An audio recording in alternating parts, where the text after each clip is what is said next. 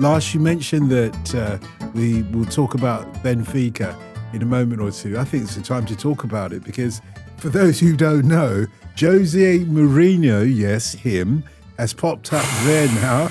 Yeah, the special whatever happened one to José Mourinho, indeed. Well, or is he still the special one?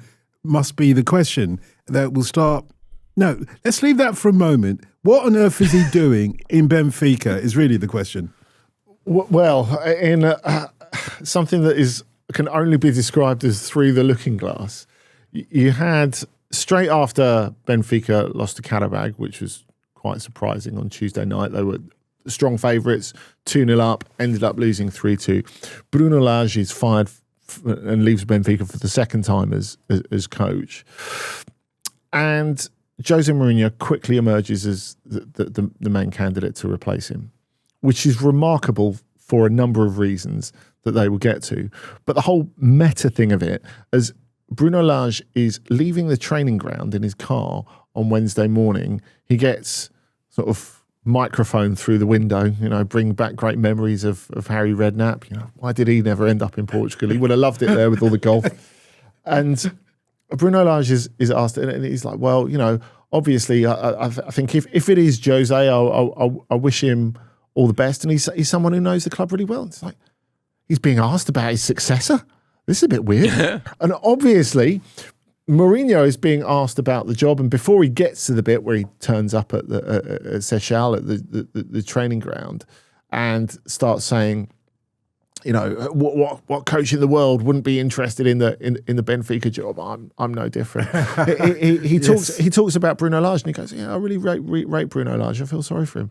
It's like, well, firstly, he hasn't definitely taken the job yet, and secondly, why are they commenting on each other? Like, it's totally weird, and it is such a strange situation.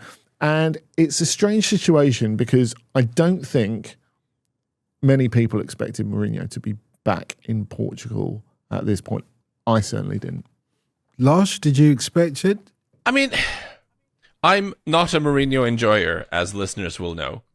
But I have to, through gritted teeth, give him credit for the fact that he is not cashing in the way he could do. Because this has become the way it works in football. If you have a big enough name, if you have enough trophies and enough sort of like brand recognition, and your career kind of goes off the rails a little bit, you head off to Saudi Arabia, get the bag, count the money, You kind of exile yourself to sporting irrelevance, but you get paid a lot of money. That seems to be the way it goes for a lot of people, coaches and players. And Mourinho has every possibility in the world to do that. I mean, they'd love him. Like he could name his price.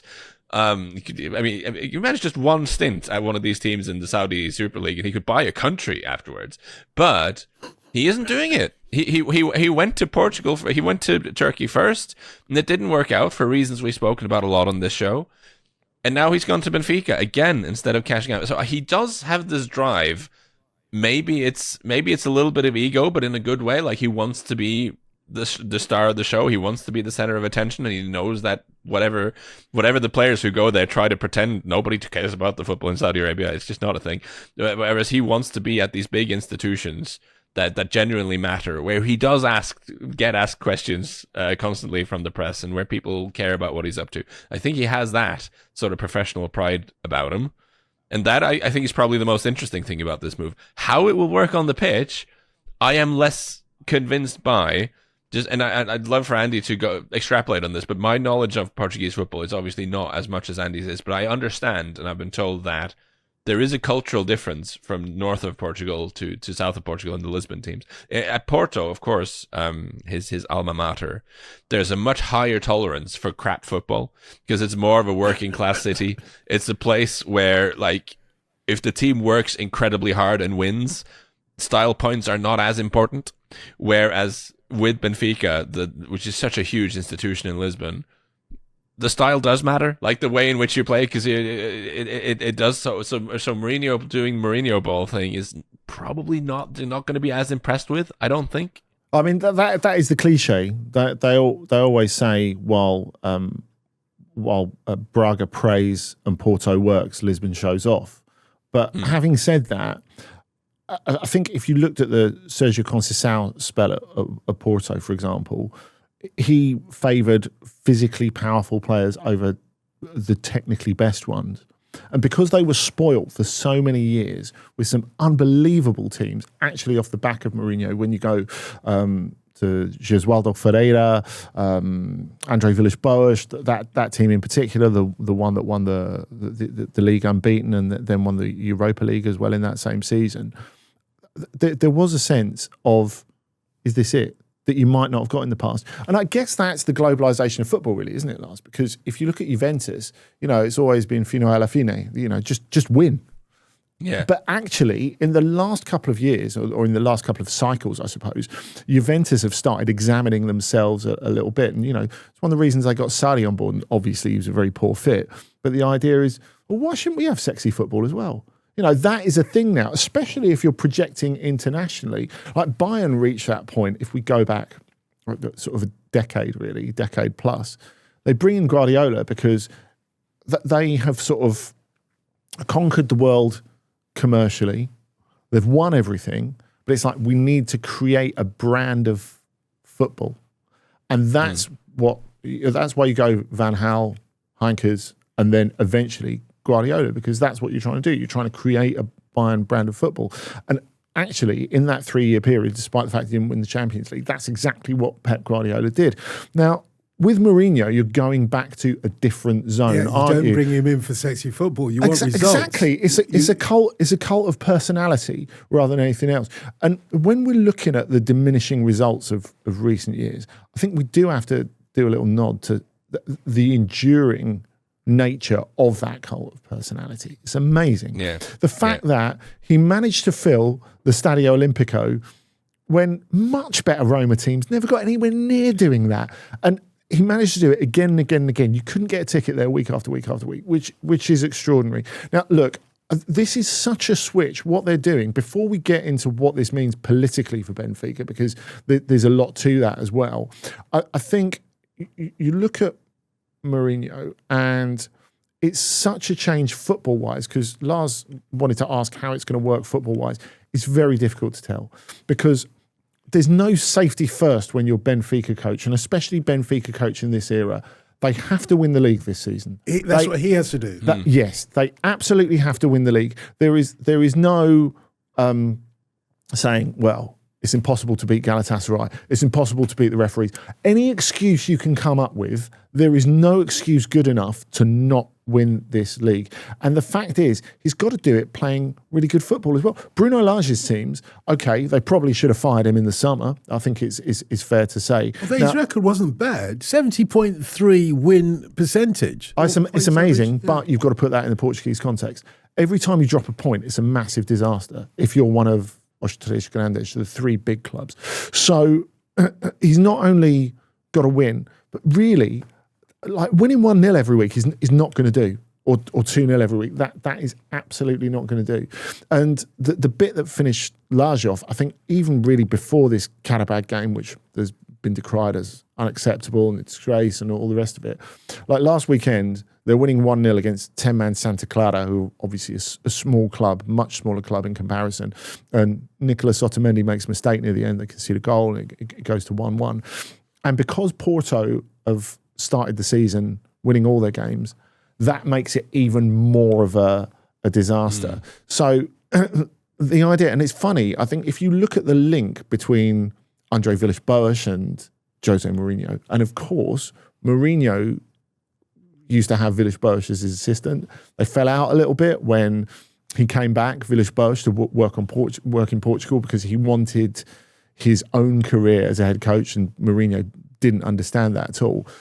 The fact now, Villas-Boas, of all people, as the president of Porto, now going out there, buying the players, giving these resources to Francesco Farioli, who, if we're talking about styles of football, even if it was quite circumspect at Ajax, could be argued to be the newer, more shiny, younger, more dashing version of Mourinho in this context. The one win Jose could claim, Lars, is that he, above all others, has got a certain amount of cachet still in Portugal. He may have lost a lot of that, belief that he's the special one elsewhere. True. But in Portugal, they still believe. So that's true. But I always thought that status would translate into him taking the national team, which he still might do, of course. But I always thought that would be the logical next step for him to do. I wonder if he was just kind of secretly hoping that Roberto Martinez would have a mayor, so he could maybe get ousted and Mourinho could get in there in time for the World Cup in the US. But that doesn't seem to be happening. I wonder about this on two different levels. The first thing is I totally acknowledge what Andy's saying about how he does have this incredible knack for the PR side of it. And what he did at Roma off the field is genuinely fascinating, even if his team on the pitch wasn't. But it also seems to me that he works best when he is, and still, even though he's quite old now and has a lot of experience, he still seems to work best when he can be this kind of countercultural figure. When he's railing against someone who is seen as being the establishment, seen as being the hegemonic rival. When he is even now, even after decades at the highest level, he seems to fit into this upstart role better than anything. He's the Ben and Jerry, isn't he? Yeah, he wants to blame the establishment. He wants to blame the referee. But here's the thing. At Benfica, you are the establishment. It'd be completely ludicrous to go into Benfica and the second something goes wrong is, it's because everyone's out to get you. What are you talking about? Like that doesn't work at all. So I just kind of wonder for culturally. What it's worth, he will do that. He definitely will do that. He will for now. And we see, we see Real Madrid try to make it out like all the referees are out to get them in Spain, which is deeply hilarious to anyone who follows that league in any kind of detail. So you can try to do this stuff, even if it's blatantly untrue. And I'm sure that's what's going to happen. But the other thing is, I feel like the job description, now I'm simplifying this dramatically, but the job description for being the Benfica coach is, you got to remember, a lot of the Portuguese league is not that strong. Like the financial discrepancy between the three big teams and the rest is huge. So the job there is that, like Andy says, you cannot drop points ever. It's about when you come up against like Estoril and Tondela and all these guys, you got to thrash them and you got to do it in style, and you can never drop points against them ever.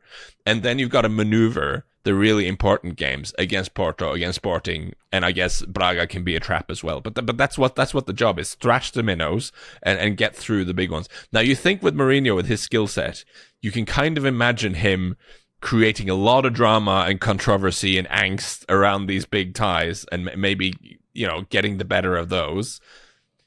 But is he actually going to get the entertaining, stylish wins against the rest of the league as is expected? I'm not sure. And then, if you look at his record against Fenerbahce, as we've spoken about, his record there, where he really fell down, was against the other big teams. He really didn't do well at all in those games, even though that is supposed to be his forte. No. So I have so many doubts about how this is going to work out. But you mentioned the politics of this, Andy. Let's not forget that Benfica are about to, as I understand it, go into a presidential election stage. Yeah, that's right. So a lot of people, Rui Costa is the incumbent. Now, you look at Rui Costa, one of the most iconic number 10s in world football, and you think he's a legend at Benfica forever. Well, there's one good way to trash that: become the president, really, and that's what he's done. And now there is a wide field of candidates opposing him. They talked at the beginning about is he's still the special one. The first phrase that one of the candidates used was, the special one is Benfica, not any one coach. And I guess that shows you, like when Mourinho was coach at Benfica before, and we talked about Bruno Lage saying he knew the club. Well, Benfica were a much lower ebb. Now they've started winning stuff again. That they sell players for profit. They're in a much better place when they were really sort of rife with sporting failure and corruption. If we go back 25 years ago, so this is something completely different. And the fact that where Rui Costa is so close to the election, a lot of people feel quite strongly, and of course lots of the other candidates, notably the guy who we think is a favourite, João Noronha Lopes, that they don't feel that he should be making a decision to commit. Financially, it's a huge commitment for a Portuguese club, like a way beyond what you would think is possible sort of commitment for a Portuguese club. A couple of weeks before the election, to make a massive appointment like this is very, very controversial. It's like it's just, I don't know. It's a financial commitment, just Jose Mourinho's salary, or more than that. Yeah, Is it more than that? and the length of contract as And the as staff well. that he brings with him, I imagine, as well. all that sort of stuff. But Mourinho, one of the reasons I thought he would never go back to Portugal is the money, really. And I know Lars saying, that the money's clearly not the be all and end all for him because he would go into Saudi otherwise. Sure, but you look at the salaries he's got at Roma and Fenerbahce. Unless he's doing this as a pay per play. This is a massive commitment. And, of course, it's a massive ideological commitment as well, that the next president would come in and, maybe have a different idea. What are they meant to do? Sack Mourinho after 3 weeks and cause an absolute firestorm. Now, João Noronha Lopes, it's been rumoured that his plan was to wait for Ruben Amorim to get sacked at Manchester United and then appoint him. Of course, a former Benfica player, but more importantly, someone who has won the league recently in Portugal and someone who is more of a modern Portuguese coach, which Mourinho, you cannot argue, is at this point in time.